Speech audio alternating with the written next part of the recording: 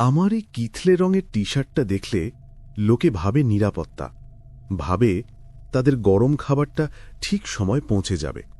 কিন্তু আমি জানি এই টি শার্টটা পরেও কিছু কিছু ঠিকানা থেকে আর ফেরা যায় না, কারণ কিছু কিছু খিদে খাবার দিয়ে মেটে না। আমার নাম তন্ময় পাল, বয়স ২৬। মধ্যবিত্ত বাঙালি ঘরের আর ৫টা ছেলের মতোই আমার জীবনটাও স্ট্রাগলে ভরা। একটা মোটামুটি ডিগ্রি নিয়ে চাকরির বাজারে অনেক ঘুরেও যখন দেখলাম জুতোর শুকতলা ক্ষয়ে যাচ্ছে, কিন্তু ভালো চাকরির দেখা নেই, তখন বাধ্য হয়েই এই ফুড ডেলিভারির কাজটা নিয়েছিলাম। আমার বাহন আমার বিধাবসী ভাইনো পুরনো বাইকটা, আর আমার জগৎ সল্টলেকের গোলক ধাঁধার মতো রাস্তাঘাট। সল্টলেক সেক্টর ৩ আমার হাতের তালুর মতো চেনা। কোন গলির পর কোন গলি, কোথায় রাস্তা খারাপ, কোন বাড়ির লিফট কাজ করে না, সব আমার মুখস্থ। দিনের বেলা এই এলাকাটা যতটা কর্মব্যস্ত আর আধুনিক, রাতের বেলা ঠিক ততটাই শান্ত, নিঝুম আর কেমন যেন রহস্যময়। বিশেষ করে পুরনো এবিসিডি ব্লকের দিকের বাড়িগুলো, বড় বড় গাছ, চওড়া রাস্তা আর আলো আঁধারিতে ঢাকা পুরনো দিনের ডিজাইনের বাড়িগুলো দেখলে মনে হয় যেন সময় এখানে থমকে গেছে। এই গল্পটা গত বর্ষার এক শুক্রবার রাতের ঘটনা। রাত তখন প্রায় 10:30, ঝিরঝির করে বৃষ্টি পড়ছে। আমি সেদিনকার মতো শেষ অর্ডারের অপেক্ষায় ছিলাম। এমন সময় আমার ফোনের স্ক্রিনটা জ্বলে উঠল। একটা অর্ডার এসেছে সল্টলেক সেক্টর ৩-এর একটা ঠিকানা থেকে, রয় ম্যানশন, ফ্ল্যাট নাম্বার 4B। আমার একটু অবাক লাগল। রয় ম্যানশন নামটা আমি আগে শুনিনি। অ্যাপের ম্যাপটা দেখে বুঝলাম জায়গাটা একটা পুরনো নিরিবিলি রাস্তার একেবারে শেষ মাথায়। খাবারের অর্ডারটাও ছিল বেশ সাধারণ, 2টো ভেজ থালি। আমি বাইকটা নিয়ে বেরিয়ে পড়লাম। বৃষ্টিটা তখন একটু ধরে এসেছে। ভেজা রাস্তা দিয়ে বাইক চালানোর সময় একটা ঠান্ডা হাওয়া আমার শির দাঁড়া দিয়ে বয়ে যাচ্ছিল। ম্যাপ ধরে আমি যখন রয় ম্যানশনের সামনে পৌঁছলাম, তখন আমার অবাক হওয়ার পালা। বাড়িটা বেশ পুরনো, কিন্তু খুব সুন্দরভাবে রক্ষণাবেক্ষণ করা। 3তলা বাড়ি, সামনে একটা ছোট বাগান। গেটে কোনো দারোয়ান ছিল না। আমি বাইকটা বাইরে রেখে খাবারের ব্যাগটা নিয়ে ভেতরে ঢুকলাম। লিফটটা ছিল পুরনো দিনের কল্যাপসিবল গেটের। আমি লিফটে করে 4তলায় উঠলাম। 4B ফ্ল্যাটের দরজার সামনে এসে কলিং বেল বাজালাম। কিছুক্ষণ পর দরজা খুললেন একজন ভদ্রমহিলা, বয়স 70-এর কাছাকাছি। পরনে একটা সাধারণ তাঁতের শাড়ি, মুখে একটা শান্ত সৌম্য হাসি। তিনি আমার দিকে তাকিয়ে মৃদু হেসে বললেন, এসো বাবা। আমি খাবারের ব্যাগটা তার হাতে দিতেই ভেতর থেকে একজন বৃদ্ধ ভদ্রলোক বেরিয়ে এলেন। তাঁরও বয়স 70-এর বেশি হবে, চোখে মোটা ফ্রেমের চশমা, হাতে একটা বই। তিনি আমার দিকে তাকিয়ে বললেন, অনেক রাত হয়ে গেল না? এই বৃষ্টির মধ্যে আসতে খুব কষ্ট হলো নিশ্চয়ই। আমি বললাম, না না জেঠু, এটা তো আমাদের রোজগার কাজ। ভদ্রমহিলা ভেতরে গিয়ে টাকা নিয়ে এলেন। টাকাটা গুনে দেখলাম ঠিকই আছে, কিন্তু টাকাগুলো ছিল অদ্ভুত রকমের কড়কড়ে আর ঠান্ডা, যেন বহুদিন ব্যবহার করা হয়নি। আমি টাকাটা পকেটে রেখে যখন ফিরব, তখন ভদ্রমহিলা বললেন, দাঁড়াও বাবা, একটু মিষ্টিমুখ করে যাও। আমি ইতস্তত করে বললাম, না মাসিমা, এখন থাক, আমার এখনো অনেক কাজ বাকি। তিনি হাসি মুখে বললেন, আরে এসোই না, বাইরে বৃষ্টি পড়ছে, একটু জিরিয়ে নাও। তার অনুরোধটা আমি ফেলতে পারলাম না। আমি জুতো খুলে ভেতরে ঢুকলাম। ফ্ল্যাটটা ছিল অসম্ভব সুন্দর করে গোছানো। পুরনো দিনের আসবাবপত্র, দেওয়ালে অনেক পুরনো দিনের ছবি। কিন্তু আমার নাকে একটা অদ্ভুত গন্ধ এলো। কর্পূর আর পুরনো বইয়ের গন্ধ মেশানো একটা মিষ্টি স্যাঁতস্যাঁতে গন্ধ। ভদ্রমহিলা আমাকে 1 প্লেট সন্দেশ এনে দিলেন। আমি ভদ্রতার খাতিরে একটা তুলে মুখে দিলাম। সন্দেশটা মুখে দিতেই আমার কেমন যেন লাগলো। স্বাদটা মিষ্টি, কিন্তু তার মধ্যে কোনো প্রাণের ছোঁয়া নেই। মনে হলো যেন বরফের মতো ঠান্ডা কিছু একটা আমার জিভে মিলিয়ে গেল। আমি আর দেরি করলাম না, তাড়াতাড়ি জল খেয়ে উঠে পড়লাম। বললাম, এবার আমি আসি জেঠু মাসিমা। ওনারা দুজনেই দরজার সামনে এসে আমাকে বিদায় জানালেন। বললেন, আবার এসো কিন্তু। আমি লিফটে করে নিচে নামতে নামতে ভাবছিলাম, কি অদ্ভুত সুন্দর একটা দম্পতি, এত রাতেও তাদের ব্যবহারে কি আন্তরিকতা। কিন্তু পরের রাতেই আমার এই সুন্দর ধারণাটা একটা ভয়ঙ্কর আতঙ্কে পরিণত হতে চলেছিল। পরের রাতেও প্রায় একই সময় আমার কাছে আবার একটা অর্ডার এলো। রয় ম্যানশন, ফ্ল্যাট নম্বর 4B। আর খাবারের মেনুও হুবহু এক, 2টো ভেজ থালি। আমার একটু অদ্ভুত লাগলো, পরপর 2 দিন একই সময়ে একই বাড়ি থেকে একই খাবারের অর্ডার। হতে পারে ওনাদের এই খাবারটাই পছন্দ। আমি আর বেশি কিছু না ভেবে অর্ডারটা নিয়ে বেরিয়ে পড়লাম। আমি যখন রয় ম্যানশনের সামনে পৌঁছলাম, তখন আগের দিনের মতোই সবকিছু শান্ত। আমি লিফটে করে 4 তলায় গেলাম, কলিং বেল বাজালাম। সেই একই ভদ্রমহিলা দরজা খুললেন, তার মুখে সেই একই সৌম্য হাসি। তিনি আমাকে দেখে বললেন, জানো বাবা, আমরা তোমার জন্যই অপেক্ষা করছিলাম। মনে হচ্ছিল আজকেও তুমিই আসবে। আমার বুকের ভেতরটা কেমন যেন করে উঠল। ওনারা আমার জন্য অপেক্ষা করছিলেন। আমি ভেতরে ঢুকলাম না, দরজার বাইরে থেকেই খাবারের ব্যাগটা আর টাকাটা নিলাম। টাকাটা আজও ছিল সেরকমই ঠান্ডা আর করকরে।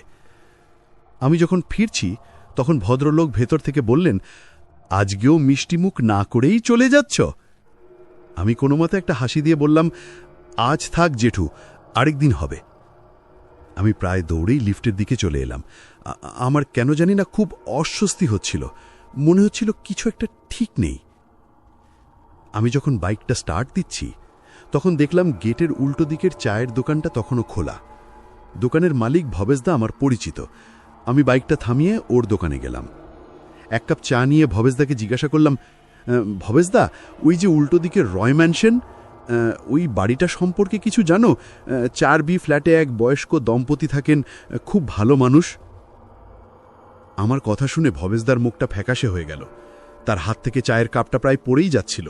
সে আমার দিকে অবাক চোখে তাকিয়ে বলল, কি বলছিস তুই তন্ময়? আমি বললাম, কেন, কি হয়েছে? ভবেশদা কাঁপা কাঁপা গলায় বলল, রয় ম্যানশনের 4B ফ্ল্যাট তো গত 5 বছর ধরে তালাবন্ধ। ওই ফ্ল্যাটের সেন দম্পতি তো 5 বছর আগেই। ভবেশদা কথাটা শেষ করতে পারল না। আমি ভয় পেয়ে বললাম, 5 বছর আগে কি? ভবেশদা গলাটা নামিয়ে ফিসফিস করে বলল, 5 বছর আগে ওই ফ্ল্যাটেই গ্যাস লিক করে আগুন লেগেছিল। ওই আগুনে পুড়েই তো মিস্টার আর মিসেস সেন দুজনেই মারা গিয়েছিলেন। তারপর থেকে ওই ফ্ল্যাটে আর কেউ থাকে না। ওটা একটা সিল করা অভিশপ্ত ফ্ল্যাট। আমার হাত থেকে চায়ের কাপটা মাটিতে পড়ে ঝনঝন করে ভেঙে গেল। আমার মনে হলো আমার পায়ের তলার মাটিটাও যেন সেই কাপের সাথেই ভেঙে গুড়িয়ে যাচ্ছে। তাহলে তাহলে আমি গত 2 দিন ধরে কাদের খাবার পৌঁছে দিচ্ছি? কারা আমার সাথে কথা বলছে? আমার দেওয়া সন্দেশটাই বা কে খাচ্ছে? আমি বুঝতে পারছিলাম আমি সল্ট লেকের কোনো সাধারণ ফ্ল্যাটে নয়, বরং এক ভয়ঙ্কর শীতল রহস্যের দরজায় কড়া নেড়ে ফেলেছি। আর সেই দরজাটা এখন খুলে গেছে। ভবেশদার কথাগুলো আমার কানে গরম সীসার মতো প্রবেশ করছিল। আমার মাথা ঘুরছিল। আমি টলটে টলটে ওর দোকানের একটা বেঞ্চিতে বসে পড়লাম। আমার মনে হচ্ছিল আমি যা শুনেছি তা সত্যি নয়। ভবেশদা নিশ্চয়ই কোনো ভুল করছে, হয়তো ও অন্য কোনো ফ্ল্যাটের কথা বলছে। আমি কাঁপা কাঁপা গলায় বললাম, তুমি নিশ্চয়ই ভুল করছো ভবেশদা। আমি নিজের চোখে ওনাদের দেখেছি, ওনাদের সাথে কথা বলেছি, ওনারা আমাকে টাকাও দিয়েছেন। এই বলে আমি পকেট থেকে গত 2 দিনের জমানো টাকাটা বের করে তাকে দেখালাম। ভবেশদা টাকাটার দিকে তাকালো না। সে আমার কাঁধে হাত রেখে বলল, তন্ময়, তুই আমার ছেলের মতো। আমি তোকে মিথ্যে কেন বলবো? তুই চাইলে কাল সকালে থানায় গিয়ে খোঁজ নিতে পারিস। 5 বছর আগের খবরের কাগজও খুঁজে দেখতে পারিস। সেন দম্পতির মৃত্যুর খবরটা তখন বেশ বড় করেই ছেপেছিল। আমার আর কিছু বলার ছিল না। আমার সমস্ত যুক্তি, সমস্ত বিশ্বাস যেন এক মুহূর্তে ভেঙে চুরমার হয়ে গিয়েছিল। আমি কোনো মতে বাইকটা চালিয়ে বাড়ি ফিরে এসেছিলাম। সারা রাত আমার চোখে ঘুম আসেনি। আমার চোখের সামনে বারবার ওই শান্ত সৌম্য মুখের 2টো মানুষের ছবি ভেসে উঠছিল, আর আমার কানে বাজছিল ভবেশদার সেই ভয়ঙ্কর কথাগুলো। পরের দিনটা ছিল রবিবার, আমার ছুটি, কিন্তু আমার মনে কোনো শান্তি ছিল না। আমি ঠিক করলাম আমি এর শেষ দেখে ছাড়ব। আমি প্রথমে গেলাম স্থানীয় থানায়। সেখানে আমার একজন পরিচিত কনস্টেবল ছিল। আমি তাকে অনেক অনুরোধ করে 5 বছর আগের ফাইলপত্র ঘাঁটতে বললাম। প্রায় 1 ঘন্টার চেষ্টায় সে একটা পুরনো ধুলোমাখা ফাইল বের করে আনল। ফাইলটার উপরে লেখা, অ্যাক্সিডেন্টাল ফায়ার, রয় ম্যানশন, ফ্ল্যাট 4B। ফাইলের ভেতরে যা ছিল তা আমার শেষ আশাটুকুও নিভিয়ে দিল। 2টো ডেথ সার্টিফিকেটের কপি, নাম অশোক কুমার সেন এবং আরতি সেন। মৃত্যুর কারণ severe burns and smoke inhalation. মৃত্যুর তারিখ 5 বছর আগের এক বর্ষার রাত। ফাইলের সাথে লাগানো ছিল খবরের কাগজের কিছু কাটিং। সেখানেও একই খবর। আমার আর কোনো সন্দেহ রইল না। আমি গত 2 দিন ধরে 2টো প্রেতাত্মার সাথে দেখা করেছি, তাদের খাবার পৌঁছে দিয়েছি। আমার সারা শরীর ভয়ে ঠান্ডা হয়ে গেল। আমি এখন কি করব? আমি কি কাজটা ছেড়ে দেব? আমি কি আর কোনোদিনও সল্ট লেকের ওই রাস্তায় যাব? কিন্তু অদ্ভুতভাবে ভয়ের চেয়েও আমার মনে কৌতূহলটা বেশি করে জেগে বসছিল। কেন কেন তাদের আত্মা আজও ওই ফ্ল্যাটেই আটকে আছে? তারা কি মুক্তি চায়, নাকি তারা অন্য কিছু চায়? আর তারা শুধু আমাকেই কেন বেছে নিল? সেই দিন বিকেলে আমি আবার গেলাম রয় ম্যানশনের সামনে। দিনের আলোয় বাড়িটাকে দেখে অতটা ভয়ঙ্কর লাগছিল না, কিন্তু আমি জানতাম এর 4 তলার ওই ফ্ল্যাটটার মধ্যে এক শীতল রহস্য লুকিয়ে আছে। আমি দেখলাম বাড়ির কেয়ারটেকার তার ঘর থেকে বেরিয়ে আসছে। আমি তার সাথে কথা বলার জন্য এগিয়ে গেলাম। লোকটা বেশ বয়স্ক। আমি তাকে সেন দম্পতির কথা জিজ্ঞাসা করলাম। আমার কথা শুনে লোকটার মুখটা বিষণ্ণ হয়ে গেল। সে একটা দীর্ঘশ্বাস ফেলে বলল, খুব ভালো মানুষ ছিলেন বাবু, ভগবানের মতো মানুষ, কিন্তু কপালে সুখ সইল না। আমি বললাম, আমি শুনেছি ওনাদের ফ্ল্যাটটা নাকি এখনো বন্ধ। হ্যাঁ বাবু, ওনাদের ছেলে বিদেশে থাকে। সে ঘটনার পর একবার এসেছিল, তারপর আর আসেনি। ফ্ল্যাটটা যেমনকার তেমনই পড়ে আছে। মাঝে মাঝে আমি গিয়ে একটু ধুলো ঝেড়ে দিয়ে আসি। আমার মাথায় একটা বুদ্ধি খেলে গেল। আমি তাকে বললাম, কাকা, আমি একজন পত্রকার। আমি এই ঘটনাটা নিয়ে একটা স্টোরি করতে চাই। আপনি কি আমাকে একবার ফ্ল্যাটটা ভেতর থেকে দেখাতে পারবেন? লোকটা প্রথমে রাজি হচ্ছিল না, কিন্তু আমি তাকে অনেক অনুরোধ করার পর এবং কিছু টাকা দেওয়ার পর সে রাজি হল। সে তার কোমরের চাবির গোছা থেকে একটা চাবি বের করে বলল, চলুন, কিন্তু বেশিক্ষণ থাকা যাবে না, আর কোনো কিছুতে হাত দেবেন না। আমার বুকের ভেতরটা ধরাস ধরাস করছিল। আমি আবার সেই অভিশপ্ত ফ্ল্যাটে ঢুকতে চলেছি, এবার দিনের বেলায়। কেয়ারটেকার তালা খুলে দরজাটা খুলতেই সেই পরিচিত গন্ধটা আমার নাকে এসে লাগল। কর্পূর আর পুরনো বইয়ের গন্ধ, কিন্তু দিনের বেলায় গন্ধটা অতটা তীব্র ছিল না। ভেতরটা ছিল ধুলোয় ঢাকা, আসবাবপত্রের ওপর সাদা চাদর ঢাকা দেওয়া। সবকিছুই ছিল নিস্তব্ধ, নিথর। আমি খুব সাবধানে পা ফেলে এগোতে লাগলাম। আমি সেই ড্রয়িং রুমটায় এলাম যেখানে আমি বসে সন্দেশ খেয়েছিলাম। আমি দেখলাম সেই সেন্টার টেবিলটার ওপর একটা খালি প্লেট রাখা, যে প্লেটে করে আমাকে সন্দেশ দেওয়া হয়েছিল। আমার সারা শরীর কাঁটা দিয়ে উঠল।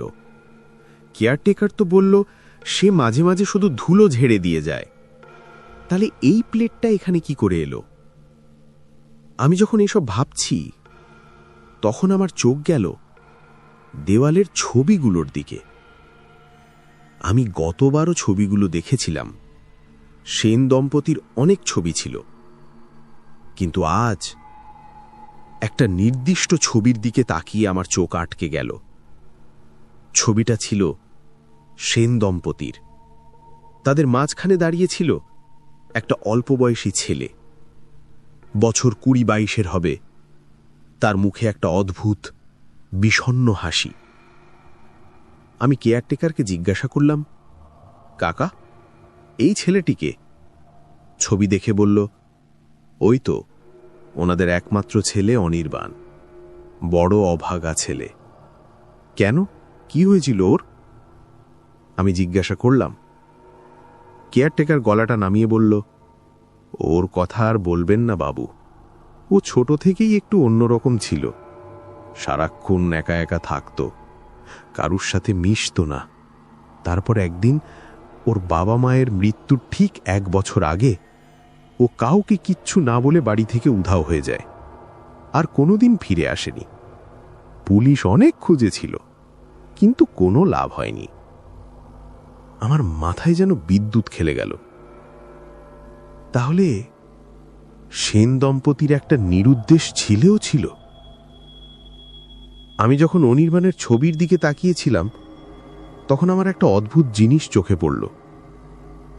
ছবির মধ্যে অনির্বাণের ঠিক পিছনে দেওয়ালে একটা ক্যালেন্ডার টাঙানো ছিল।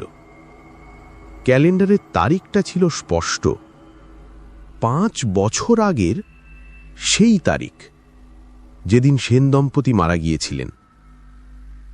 কিন্তু সবচেয়ে ভয়ের ব্যাপার হল, সেই তারিখটা ক্যালেন্ডারে লাল কালি দিয়ে গোল করে দাগ দেওয়া ছিল। আমার বুকের ভেতরটা হিম হয়ে গেল। এর মানে কি? অনির্বাণ কি তার বাবা মায়ের মৃত্যুর ব্যাপারে কিছু জানত? সে কি ইচ্ছে করে নিরুদ্দেশ হয়েছিল, নাকি তাকেও? আমি যখন এইসব ভাবছি, তখন হঠাৎ করেই আমার পকেটের ফোনটা বেজে উঠল। আমি চমকে উঠলাম। একটা অচেনা নাম্বার থেকে ফোন। ফোনটা ধরতেই ওপাশ থেকে একটা শীতল, প্রায় নিষ্প্রাণ কণ্ঠস্বর ভেসে এলো। আমার পরিচিত কণ্ঠস্বর, মিসেস সেনের কণ্ঠস্বর। তিনি বললেন, বাবা তন্ময়, আজ রাতেও আমাদের জন্য খাবারটা নিয়ে এসো কেমন? কিন্তু আজ 3টে থালি আনবে। আমার ছেলেটাও যে আজ ফিরে এসেছে, বেচারা অনেক দিন কিছু খায়নি। এই বলে ফোনটা কেটে গেল। আমার হাত থেকে ফোনটা মাটিতে পড়ে গেল। আমার মনে হলো আমি আর দাঁড়িয়ে থাকতে পারছি না। অনির্বাণ ফিরে এসেছে, তার মানে আমি যা ভাবছিলাম তাই সত্যি। এই ফ্ল্যাটে 2টো নয়, 3টে আত্মা আটকে আছে, আর আজকের রাতে আমাকে তাদের 3 জনের জন্যই খাবার নিয়ে যেতে হবে। আমি বুঝতে পারছিলাম আমি এক ভয়ঙ্কর পারিবারিক ষড়যন্ত্র আর অতৃপ্ত আত্মার ক্ষুধার জালে বুড়ি তার হাতে জড়িয়ে পড়েছি। মিসেস সেনের সেই ফোন কলটা ছিল আমার জীবনের শেষ পেরেক। আমার পালানোর সব পথ বন্ধ হয়ে গিয়েছিল। আমি বুঝতে পারছিলাম আমি আর শুধু একজন ডেলিভারি বয় নই, আমি এই ভয়ঙ্কর নাটকের একটা চরিত্র হয়ে গেছি। তারা আমাকে বেছে নিয়েছে, হয়তো তাদের কোনো উদ্দেশ্য আছে, আর সেই উদ্দেশ্যটা না জানা পর্যন্ত আমার মুক্তি নেই। কেয়ারটেকার আমার অবস্থা দেখে ভয় পেয়ে গিয়েছিল। সে প্রায় জোর করেই আমাকে ফ্ল্যাট থেকে বের করে নিয়ে এলো। আমি তাকে কিছুই বলতে পারলাম না, শুধু অনির্বাণের ছবিটা আমার চোখের সামনে বারবার ভেসে উঠছিল। সেই বিষণ্ণ হাসি আর ক্যালেন্ডারে লাল কালি দিয়ে দাগ দেওয়া সেই তারিখটা। বাড়ি ফিরে আমি সারা দিন একটা ঘোরের মধ্যে ছিলাম। আমার খিদে তেষ্টা সব উবে গিয়েছিল। আমার মাথায় শুধু একটাই চিন্তা, আজ রাতে কি হবে? 3টে থালি, মিস্টার সেন, মিসেস সেন আর তাদের ছেলে অনির্বাণ। আমাকে আজ 3টে প্রেতাত্মার মুখোমুখি হতে হবে। আমি ঠিক করলাম আমি একা যাব না। আমি ভবেশদাকে সবটা খুলে বললাম। ভবেশদা প্রথমে আমাকে যেতে বারণ করল। সে বলল, তন্ময়, তুই নিজেকে বিপদে ফেলিস না, ওরা তোকে ছাড়বে না। কিন্তু আমি ওকে বোঝালাম যে আমার আর পালানোর উপায় নেই। ওরা আমার ফোন নম্বর পর্যন্ত জেনে গেছে। আমি যদি না যাই তাহলে ওরা হয়তো আমার বাড়ির ঠিকানা খুঁজে বের করে নেবে। আমার কথা শুনে ভবেশদা চুপ করে গেল। সে বুঝতে পারল যে আমি ঠিকই বলছি। অবশেষে সে বলল, ঠিক আছে, তুই একা যাবি না, আমিও তোর সাথে যাব। তবে আমরা বাড়ির ভেতরে ঢুকব না, আমরা নিচেই থাকব, দেখব কি হয়। ভবেশদার কথায় আমি একটু সাহস পেলাম। রাত 10টা নাগাদ আমার অ্যাপে আবার সেই অর্ডারটা এলো। রয় ম্যানশন, ফ্ল্যাট 4B, আর মেনুতে 3টে ভেজ থালি। আমার হাত কাঁপছিল। আমি কাঁপা কাঁপা হাতেই অর্ডারটা অ্যাকসেপ্ট করলাম। আমি আর ভবেশদা একটা রেস্টুরেন্ট থেকে 3টে থালি প্যাক করে নিয়ে রয় ম্যানশনের উদ্দেশ্যে রওনা দিলাম। আমি বাইক চালাচ্ছিলাম আর ভবেশদা পিছনে খাবারের ব্যাগটা ধরে বসেছিল। আমরা যখন রয় ম্যানশনের সামনে পৌঁছলাম তখন দেখলাম পুরো বাড়িটা অন্ধকারে ডুবে আছে। শুধু 4 তলার ওই ফ্ল্যাটটার জানালা দিয়ে একটা হলদে টিমটিমে আলো বেরিয়ে আসছে। আমার বুকের ভেতরটা ধড়াস করে উঠল। ফ্ল্যাটটা তো সিল করা, ভেতরে তো ইলেকট্রিসিটি থাকার কথা নয়, তাহলে ওই আলোটা জ্বলছে কি করে? ভবেশদা ফিসফিস করে বলল, তন্ময়, আমার কিন্তু ভালো লাগছে না, চল আমরা ফিরে যাই। আমি বললাম, না ভবেশদা, আজের শেষ দেখে ছাড়ব। আমি খাবারের ব্যাগটা নিয়ে বাইক থেকে নামলাম। ভবেশদাকে বললাম, তুমি এখানেই দাঁড়াও, যদি আমি 15 মিনিটের মধ্যে ফিরে না আসি তাহলে তুমি সোজা থানায় চলে যাবে। ভবেশদা ভয় পাওয়া মুখে মাথা নাড়ল। আমি গেট খুলে ভেতরে ঢুকলাম। লিফটটা আজ কাজ করছিল না, আমাকে সিঁড়ি দিয়ে উঠতে হলো। সিঁড়িগুলো ছিল অন্ধকার আর স্যাঁতস্যাঁতে। আমার পায়ের শব্দে পুরো সিঁড়িঘরটা গমগম করছিল। আমার মনে হচ্ছিল প্রতিটা তলা থেকে অদৃশ্য চোখ যেন আমার দিকে তাকিয়ে আছে।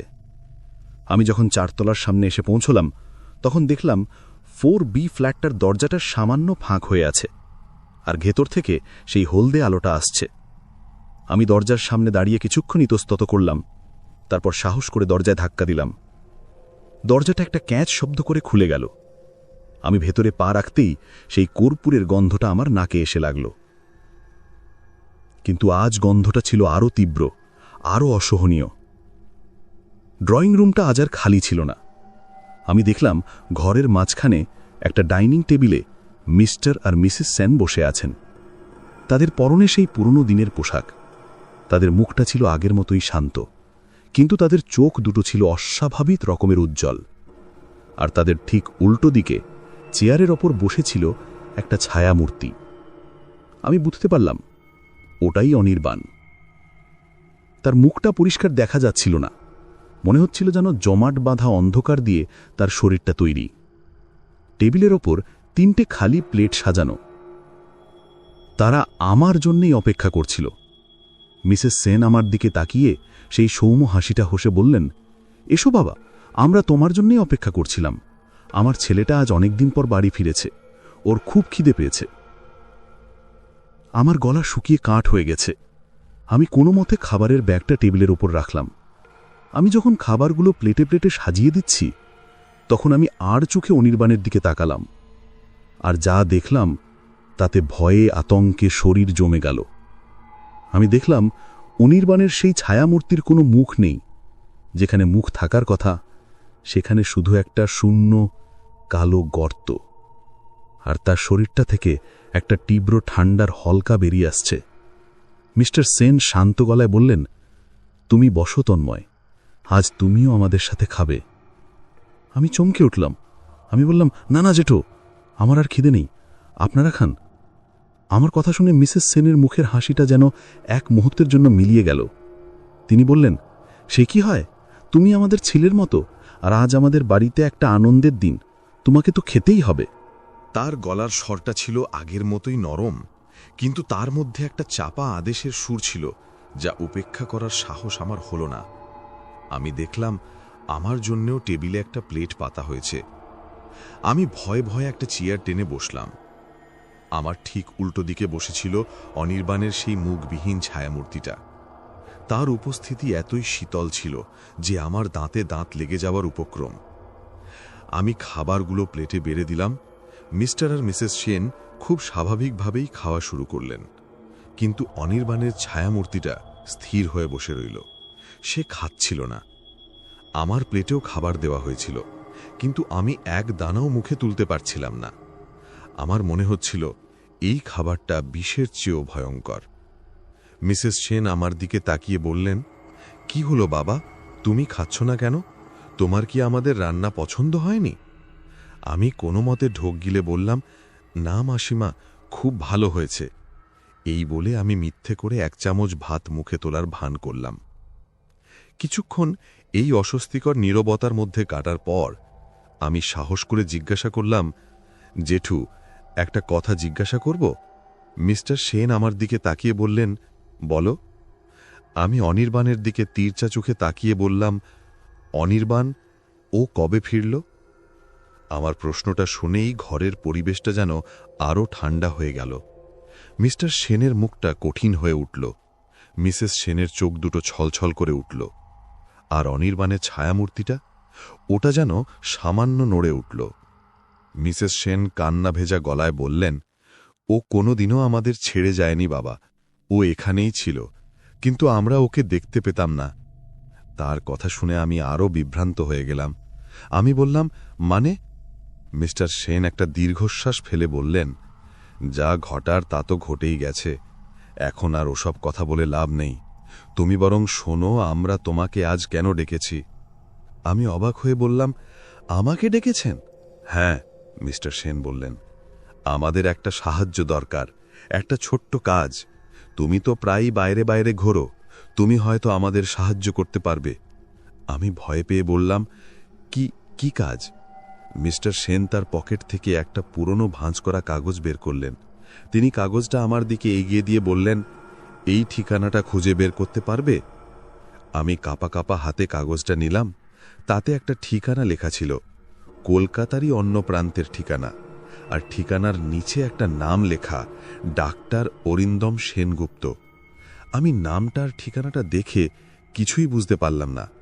আমি বললাম, ইনি কে? ঠিক সেই মুহূর্তে অনির্বাণের ছায়ামূর্তিটা তীব্রভাবে কেঁপে উঠল। তার শরীর থেকে একটা চাপা গোঙানির শব্দ বেরিয়ে এলো। মনে হলো ওই নামটা শুনেই তার যন্ত্রণাটা বেড়ে গেছে। মিসেস সেন আঁচল দিয়ে চোখ মুছতে মুছতে বললেন, উনি অনির্বাণের ডাক্তার ছিলেন, একজন সাইকিয়াট্রিস্ট। আমার বুকের ভেতরটা ধড়াস করে উঠল। সাইকিয়াট্রিস্ট? তাহলে অনির্বাণের মানসিক কোনো সমস্যা ছিল? মিস্টার সেন বললেন, অনির্বাণ মারা যাবার কিছুদিন আগে এই ডাক্তারের কাছেই ওর চিকিৎসা চলছিল।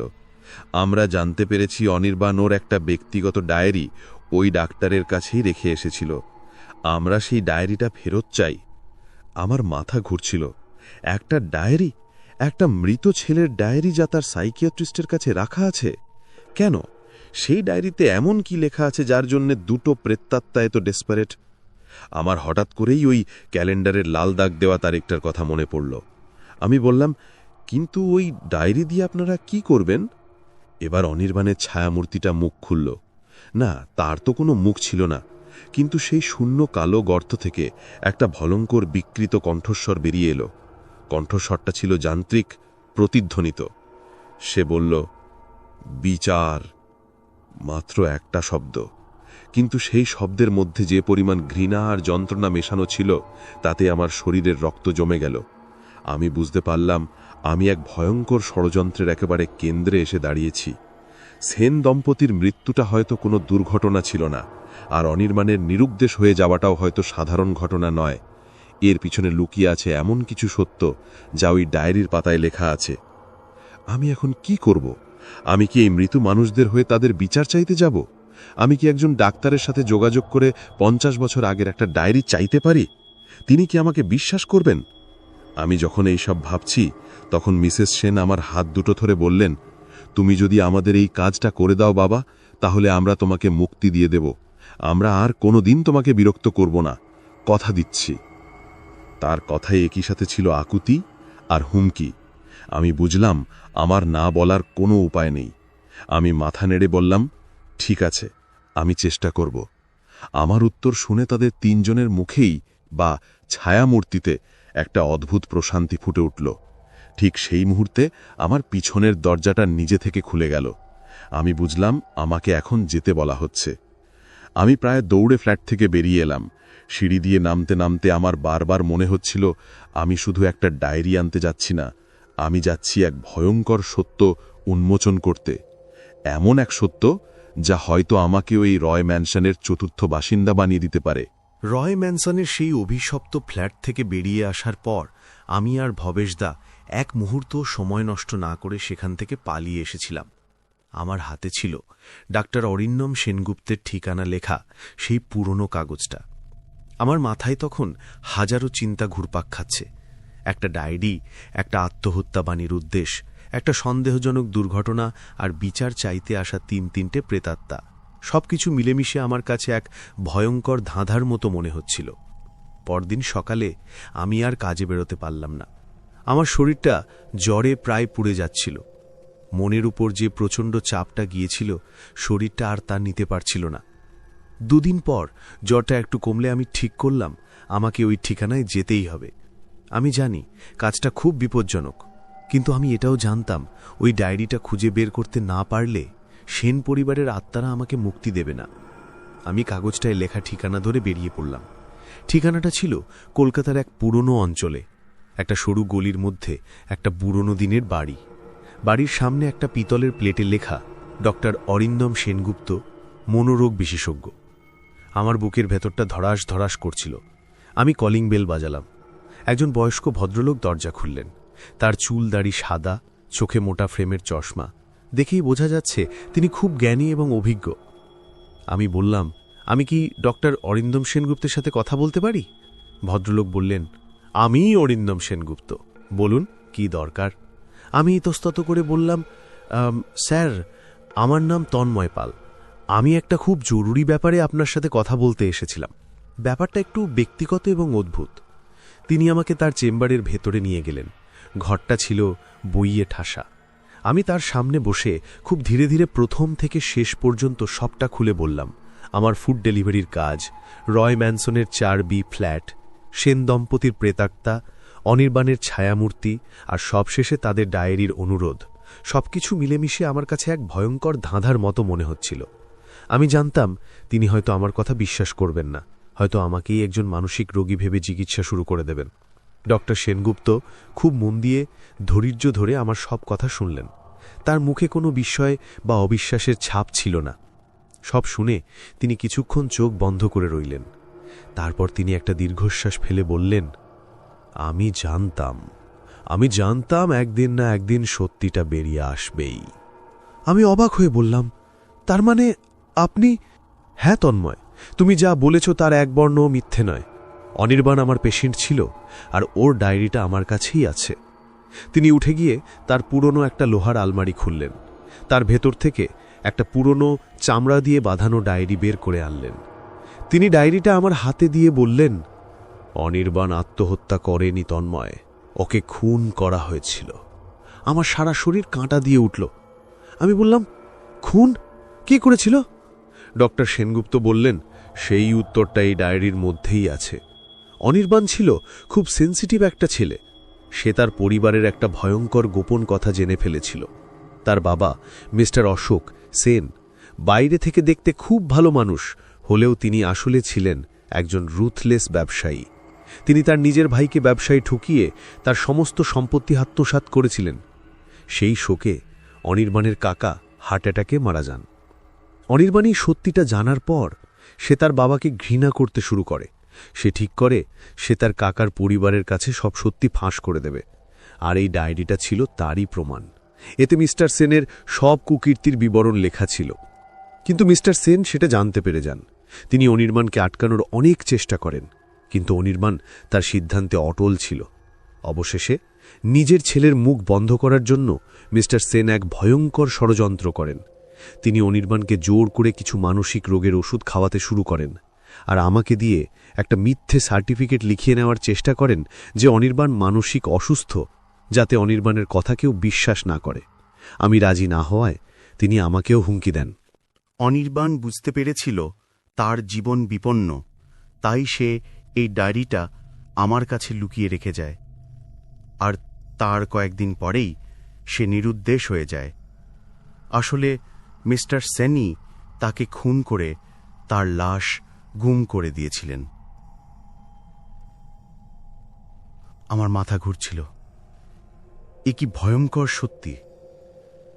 আমি বললাম, কিন্তু তাহলে মিসেস সেন আর তাদের নিজেদের মৃত্যু? ডাক্তার সেনগুপ্ত বললেন, মিসেস সেন হয়তো প্রথমে সবটা জানতেন না, কিন্তু অনির্বাণ হারিয়ে যাবার পর তিনি হয়তো কিছু একটা সন্দেহ করেছিলেন, আর তার ফল হল সেই দুর্ঘটনা। আমার ধারণা ওটা কোনো দুর্ঘটনা ছিল না, ওটাও ছিল একটা পরিকল্পিত খুন। হয়তো মিসেস সেন সবটা জেনে ফেলার আগেই মিস্টার সেন তাকেও সরিয়ে দেওয়ার পরিকল্পনা করেন, কিন্তু সেই পরিকল্পনায় ভুল হয়ে যায় এবং দুজনেই মারা যান।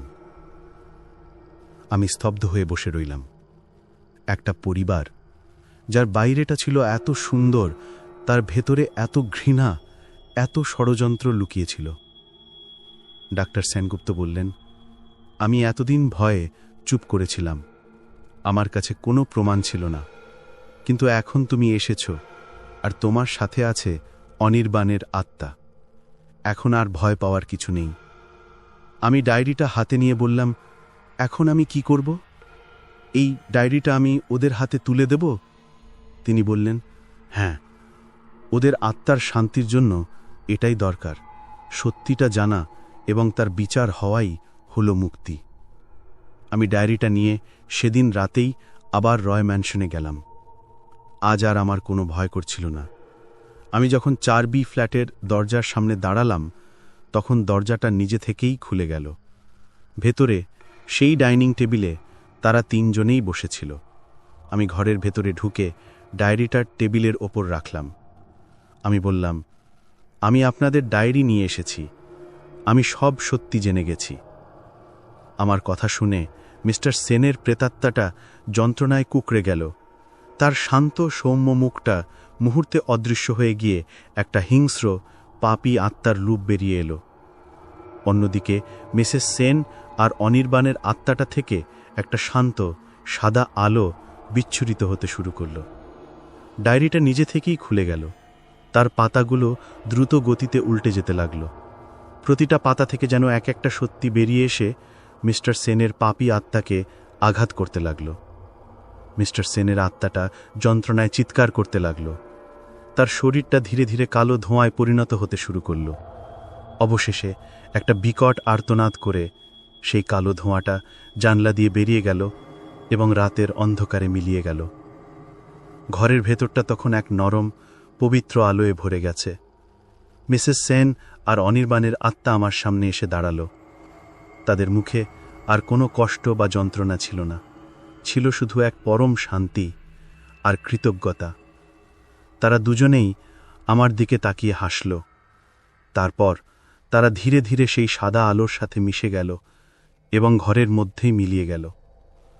রয় ম্যানশনের 4B ফ্ল্যাট অবশেষে অভিশাপ মুক্ত হল। সেই ঘটনার পর আমি আর কোনোদিনও ওই ফ্ল্যাটের বা সেন পরিবারের কোনো অস্তিত্ব অনুভব করিনি।